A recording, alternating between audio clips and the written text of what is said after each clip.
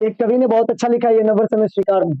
अब ये नवर समय स्वीकार नहीं तो कौन सा नवर समय स्वीकार होता है, हम विशेष बातचीत करेंगे। और भारत में 3 तरह से लोग नए साल मनाते हैं। जो भारत में अलग अलग सामाजिक लोगों का अलग अलग कैलेंडर है। सौर पंचांग का पालन अगर करते हैं तो इसमें जैसे पंजाब में बैसाखी, बैसाखी के बाद से न्यू ईयर स्टार्ट हो जाता है। कहा जाता है कि इसी दिन सूर्योदय के दिन से ब्रह्मा जी सृष्टि की रचना करना शुरू किए थे, इसलिए हम इस दिन नववर्ष मनाते हैं। मैं आप लोग को बता दूं, हमारा टॉपिक है आज भारत में कई नववर्ष मनाए जाते हैं। आप लोग जानते हैं जो हम हमारे देश में बहुत सारे धर्म के लोग रहते हैं और सभी धर्मों का अपना अपना कैलेंडर होता है और सभी अपने अपने कैलेंडर के अनुसार नववर्ष मनाते हैं। आखिर नववर्ष में इतना विवाद क्यों? एक कवि ने बहुत अच्छा लिखा है, ये नववर्ष हमें स्वीकार नहीं। अब ये नववर्ष हमें स्वीकार नहीं तो कौन सा नववर्ष हमें स्वीकार होता है, हम विशेष बातचीत करेंगे। आप लोग वीडियो को शेयर कर दीजिएगा और पूरा सुनिएगा। अगर अच्छा लगे कुछ कमेंट में भी लिख सकते हैं। जैसा कि आप लोग जानते भी हैं, जो हम जिस देश में रहते हैं यहाँ पे विभिन्न धर्मों के लोग रहते हैं। कहीं हिंदू, कहीं मुस्लिम, कहीं यहूदी, कहीं सिख, बहुत सारे धर्म के लोग रहते हैं और सभी का अपना अपना पर्व त्योहार होता है। हम लोग का बहुत सारा पर्व ऐसा होता है जो हम लोग वहीं से अपने जीवन की स्टार्टिंग समझते हैं, वहीं से अपना वर्ष स्टार्ट करते हैं। जैसे कि अगर हम बातचीत करें तो बात में आप लोग देख सकते हैं, जो भारत में अलग अलग सामाजिक लोगों का अलग अलग कैलेंडर है। जैसे कि हिंदू समुदाय का पंचांग विक्रम सम और शक सम का प्रयोग करते हैं और मुस्लिम कम्युनिटी जो होते हैं वो हिजरी कैलेंडर होता है, वो हिजरी कैलेंडर के अनुसार अपना नववर्ष मनाते हैं। और यहूदी कम्युनिटी जो होते हैं उनका हिब्रू कैलेंडर होता है और हिब्रू कैलेंडर के अनुसार वो अपना नववर्ष मनाते हैं। जैन कम्युनिटी जो होते हैं उनका जैन कैलेंडर होता है और जैन कैलेंडर के अनुसार वो अपना नववर्ष मनाते हैं। और पारसी समुदाय के जो लोग होते हैं वो पारसी कैलेंडर के अनुसार अपना नववर्ष मनाते हैं।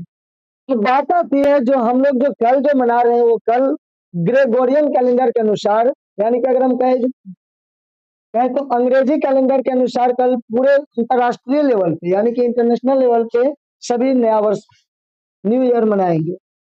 ये न्यू ईयर हमारे देश के लिए है कि नहीं है, हम लोग को मनाना चाहिए कि नहीं मनाना चाहिए, उस पर भी विचार करना जरूरी है। मैं हम लोग देखें तो हमारे देश में जब अंग्रेज आया था तो हमारे यहाँ बहुत सारी सभ्यताओं को उन्होंने नया नया स्टार्ट, जैसे कि हम लोग जानते भी है चाय पीना हमारा अपना तो नहीं है, अंग्रेज ने दे करके गए। न्यू ईयर भी मनाते हैं। इंटरनेशनल कैलेंडर जो होता है जनवरी फरवरी हम लोग स्टार्ट करते हैं, जनवरी फरवरी मार्च अप्रैल, इसी के अनुसार हमारा सभी काम होता है। लेकिन अगर हम अपनी कैलेंडर की बात करें तो हम लोग का भारतीय कैलेंडर में आता है चैत्र बैसाख ज्येष्ठ अखाड़ श्रावण भाद्र पद अश्विन कार्तिक अगन पुष, ऐसे आता है माघ फागुन। तो इसके अनुसार अगर हम लोग चलते हैं तो 14 से 15 अप्रैल के बीच में एक आता है हिंदू, उसको कहा जाता है हिंदू नववर्ष विक्रम संवत, जो ग्रेगोरियन कैलेंडर से 57 साल आगे है और शक संवत से 78 साल पीछे है। तो उस अनुसार अगर हम लोग देखते हैं तो हमारे भारत के बहुत से लोग अप्रैल मास में भी नया साल मनाते हैं और उसी को अच्छा मानते हैं। अगर हम देखें सौर पंचांग का, तो सौर पंचांग का पालन अगर करते हैं तो इसमें जैसे पंजाब में बैसाखी, बैसाखी के बाद से न्यू ईयर स्टार्ट हो जाता है। असम में रोंगाली बिहू के बाद से न्यू ईयर स्टार्ट होता है। तमिलनाडु में पुथांडु पर्व होता है और पुथांडु पर्व के बाद से न्यू ईयर स्टार्ट हो जाता है। केरल में विशु पर्व होता है, विशु पर्व के बाद से न्यू ईयर स्टार्ट हो जाता है। उड़ीसा में पाना, फिर उसको ओडिया में नववर्षा भी कहते हैं, इस नाम से उस पर्व को जानकर इसके बाद से न्यू ईयर स्टार्ट हो जाता है। और बंगाल में पोइला बैसाख के नाम से पड़ता है और इसके बाद से न्यू ईयर स्टार्ट हो जाता है। हम देखें तो संभवतः 14 से 15 अप्रैल को ये सभी पर्व पड़ता है, इसके बाद शुक्ल प्रतिपदा स्टार्ट होता है। अब देखिए विवाद यहाँ ये आती है, जो बहुत से लोग कहते हैं जो हम लोग 1 जनवरी को नया साल नहीं मनाते, ऐसा होता है और चैत्र शुक्ल प्रतिपदा के दिन से हम लोग न्यू ईयर स्टार्ट करते हैं। तो कुछ डाटा मैंने कलेक्ट किया जो आप लोग को मैं बताने आया हूँ। देख सकते हैं जो कहीं पर भारत में 3 तरह से लोग नए साल मनाते हैं। भारत में कहीं कहीं बलि प्रतिपदा भी होता है। बलि प्रतिपदा जो होता है यह कार्तिक शुक्ल प्रतिपदा के नाम से भी इसको जानते हैं और यह खास करके दिवाली के अगले दिन से मनाया जाता है। खास करके मारवाड़ी लोग जो होते हैं, मारवाड़ी लोग उसी दिन से अपना न्यू ईयर समझते हैं। मारवाड़ी लोग का ये नया साल जो है सो दिवाली के ठीक बाद से स्टार्ट होता है।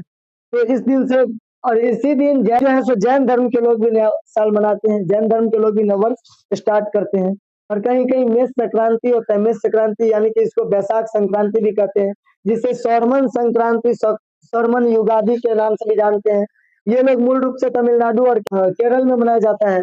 इसके अतिरिक्त बंगाल में भी मनाया जाता है। बहुत सारे इस तरीके के पर्व होते हैं जो अपना अपना लोग न्यू ईयर स्टार्ट करते हैं। तो अभी तक बातचीत में हमने देखा जो बहुत सारा ऐसा जैसे पंजाब असम तमिलनाडु अलग अलग राज्यों में अलग अलग क्षेत्रों में अलग अलग ढंग से हम लोग पर्व मनाते हैं।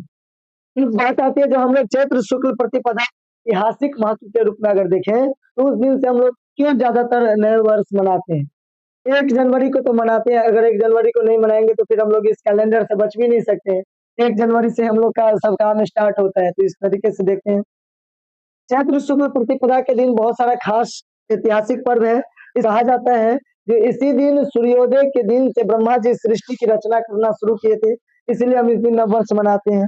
दूसरा जो सिखों के द्वितीय गुरु श्री अंगद देव का जन्म भी इसी दिन हुआ था, इसलिए इस दिन से नववर्ष मनाते हैं। जो जीवन की नई शुरुआत होती है, लोग अलग अलग दिन से अपना कार्य स्टार्ट करते हैं। स्वामी दयानंद सरस्वती जी ने भी इसी दिन आर्य समाज की स्थापना किया था, तो आर्य समाज के लोग इसी दिन से नववर्ष मनाते हैं। युधिष्ठिर जो आप लोग महाभारत अगर देखेंगे तो महाभारत में युधिष्ठिर का राज्याभिषेक भी इसी दिन हुआ था, चैत्र शुक्ल प्रतिपदा को। तो इस दिन से भी लोग नए वर्ष का स्टार्ट करते हैं, नए वर्ष मनाते हैं। और भारतवर्ष में एक संघ चलता है आरएसएस के नाम से।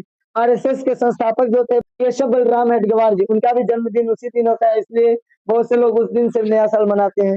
और गौतम जयंती भी इसी दिन मनाया जाता है, इस दिन से भी नववर्ष स्टार्ट करते हैं।